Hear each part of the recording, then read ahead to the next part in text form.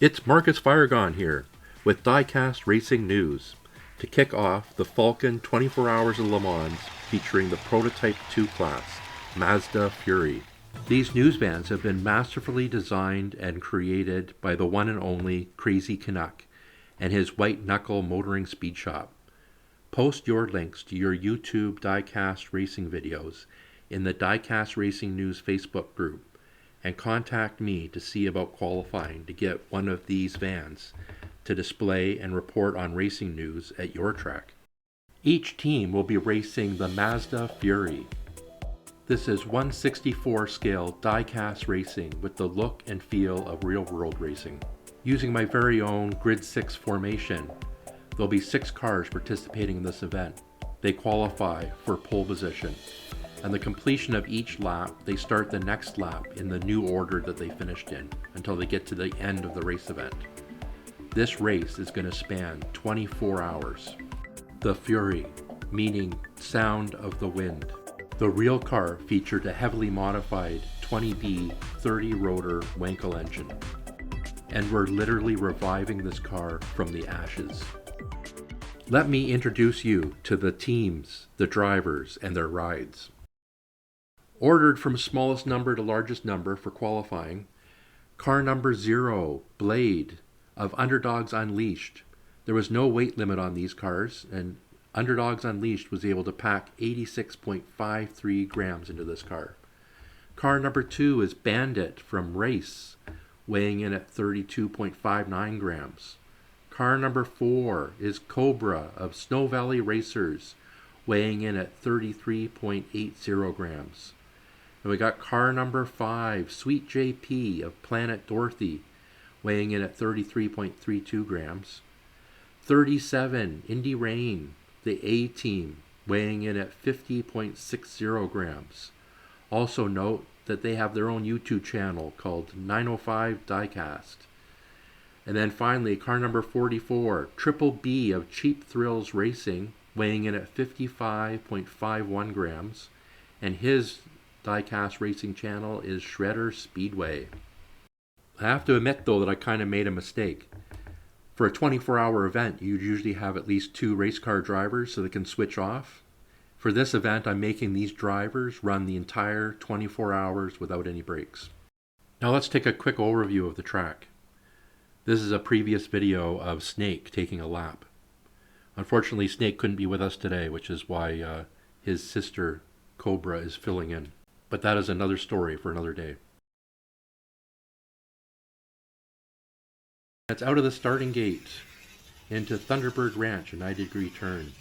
Then down past Weber's Corner, into the switchback, Snow Valley Loop, Tankers Bend, and into the Corner of Champions, the final 90-degree turn. Now for the qualifying highlights. For the first qualifying round, it was number 44, Triple B, who set the fastest time of 6.095 seconds.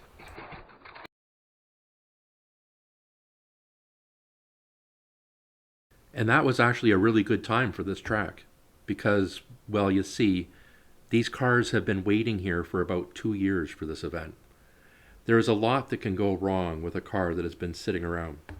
The dry lube can expire. Weights can become unglued, and in the case of tungsten putty, it can melt all over your wheels and axles. Why so long, you may ask? One of many reasons is that I only received 3 of these cars: Cheap Thrills Racing, the A Team, and Underdogs Unleashed. And it was part of a larger event. Again, I didn't receive all those cars either, and some of them had problems. Also, let's face it, life can sometimes get in the way. So here is Cobra, one of the 3 extra cars that I added, and the worst qualifying time. This car is completely unmodified, not even dry lube. I also added Bandit and Sweet JP in stock cars. Well, actually, I drilled out Sweet JP's car so I could black out the cockpit glass from the inside, or plastic. So here's the results of the first of 2 qualifying rounds. It's Triple B with 6.095 seconds, then Sweet JP with 6.545, Rayne with 6.696, Blade with 7.318, Bandit with 8.648, and Cobra, as you saw, with 10.717. Since I didn't add any weight to the 3 extra cars, I decided to add dry lube to their wheels. I did not touch the 3 cars that were sent in to me though. And let's go straight to the second qualifying results. Rayne and Cobra both moved up 1 position in qualifying. The dry lube added to Cobra's car really paid off, going from 10.717 seconds down to 7.361 seconds. So now in pole, we got Triple B with his original time of 6.095 seconds. In second spot is Rayne. Then it's Sweet JP, Blade, Cobra, and Bandit.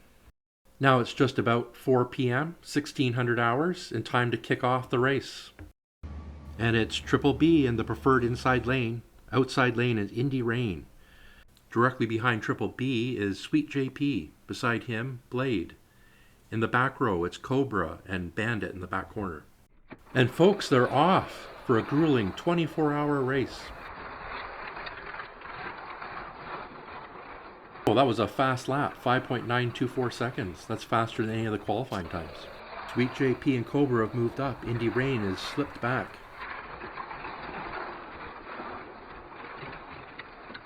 Rayne passes Cobra, and Triple B's looking really solid in the lead there. Rayne's back up to second. Blade has also made a pass on Cobra. Let's see a replay of that first lap and that record lap time.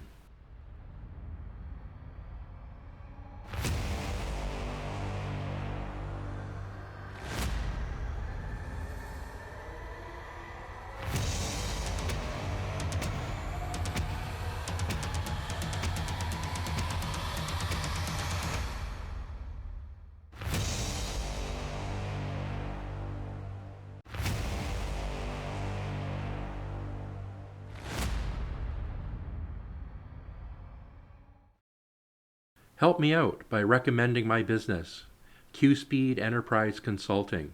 We have offices in Canada and the United States as well as some other countries. We specialize in enterprise class servers and storage. Oh geez, I better get my car off the track. They're coming around again.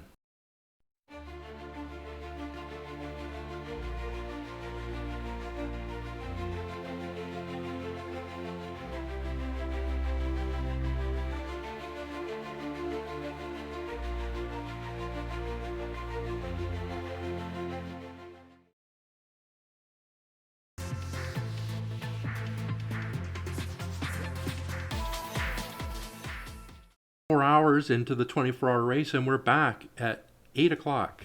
Absolutely devastating news. Cobra's car exploded into flames during one of the laps.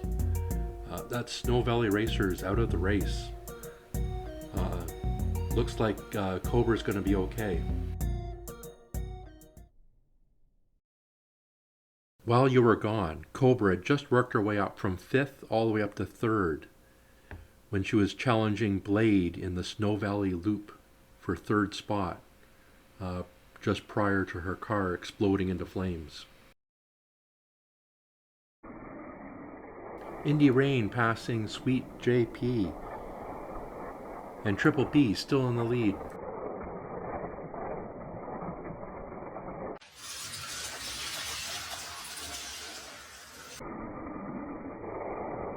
Sweet JP back in second after passing Rayne.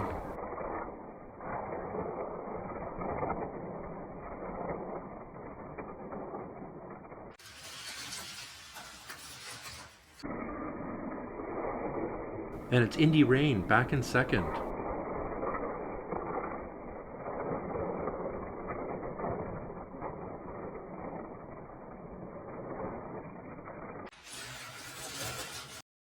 Here's a close-up of Cobra's car now it's been brought back to the pits.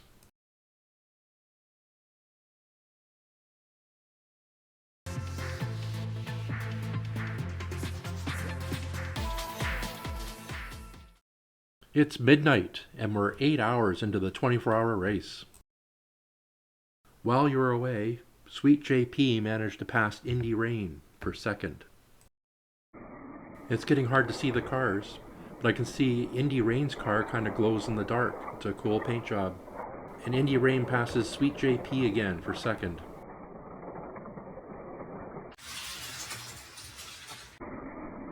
And Sweet JP was right back there in second again, passing Rayne.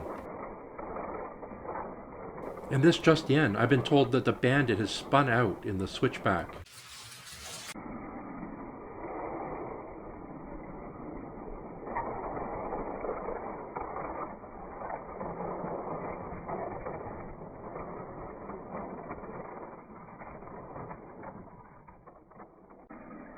And there's the Bandit, still on track but off pace and quite a ways back.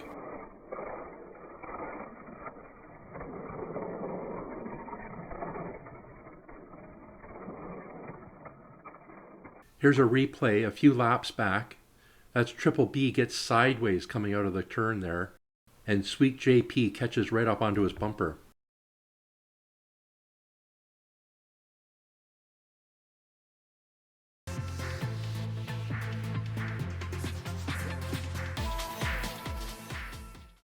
And we're halfway, 12 hours in, 12 hours to go.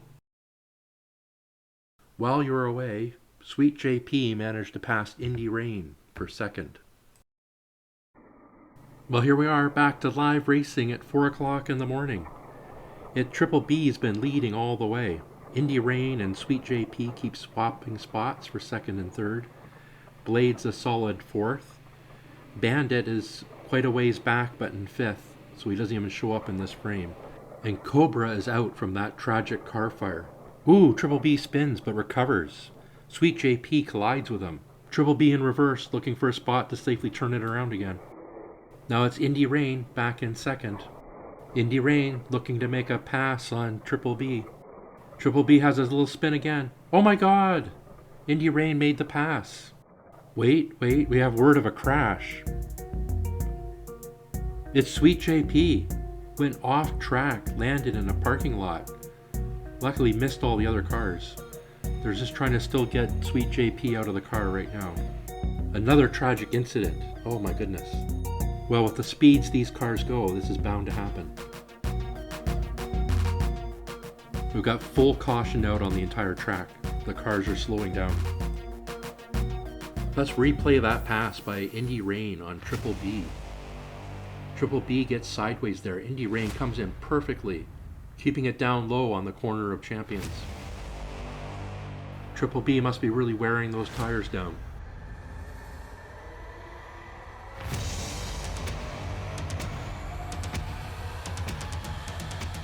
Ooh, what a move! That's a masterclass in passing. What an eventful night. Aren't you glad you stayed up till 4 in the morning?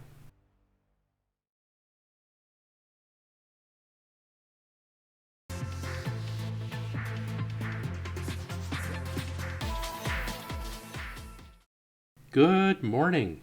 16 hours in and 8 hours to go. It's been an eventful night. Cobra is out because her car caught on fire. Sweet JP crashed. Everybody slowed down. Bandit caught up to the lead lap. And oh yeah, Rayne is now leading. Now we're back to live racing with Rayne in the lead. Close behind is Triple B. It's great to be back in the daylight. I think Triple B is looking for a window to pass back. Oh, they collide. Rayne hops up into the air.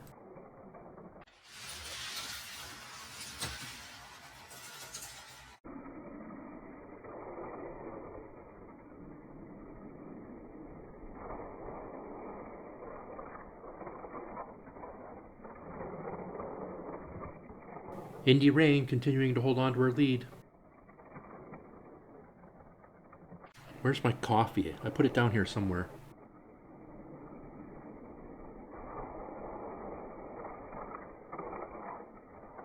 Triple B closing in on Rayne.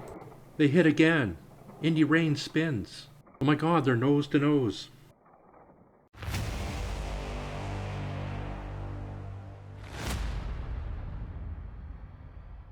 Here's the first hit when Triple B runs into the back of Indy Rayne.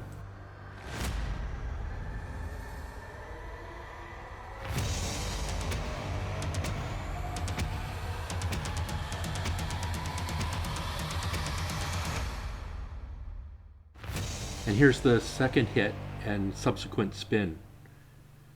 Triple B is really looking for a path past Indy Rayne.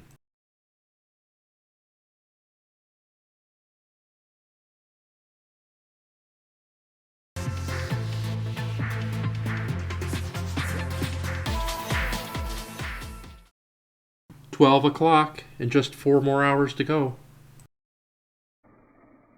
While you're away, Bandit spun out again, and now he's not with the lead pack. And we're back to live racing with Indy Rayne still in the lead, followed by Triple B and then Blade. And Triple B's closed the gap. He goes for a pass. Indy Rayne blocks him, closes the door.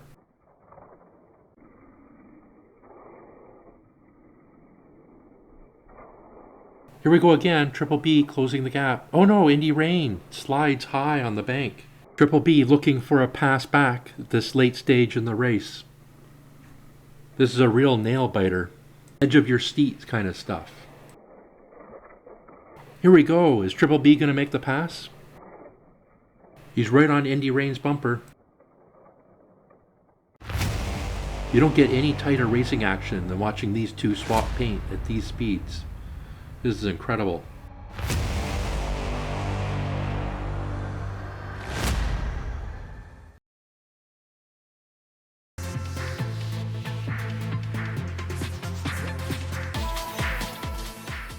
It's just about 4 p.m. and the finish of the race. This will be the end of the 24 hours of Le Mans. Let's hear first from our sponsor, Falken Tires.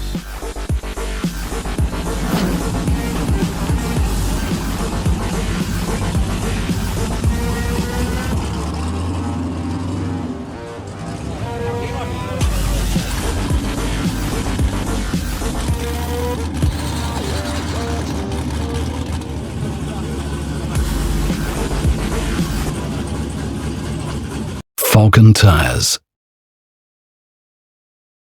Well, you haven't missed much while you were away. Just a whole bunch of nail biting.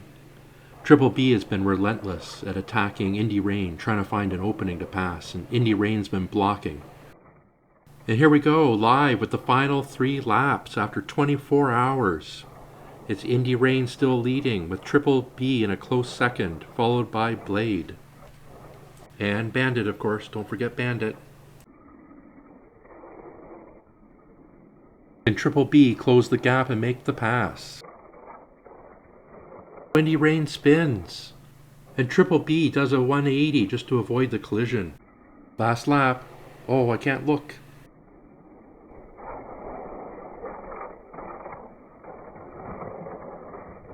Corner of Champions. And Indy Rayne wins. Indy Rayne won the 24 hours of Le Mans.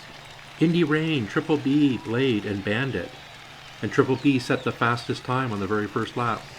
Let's see that again from our finish line cam.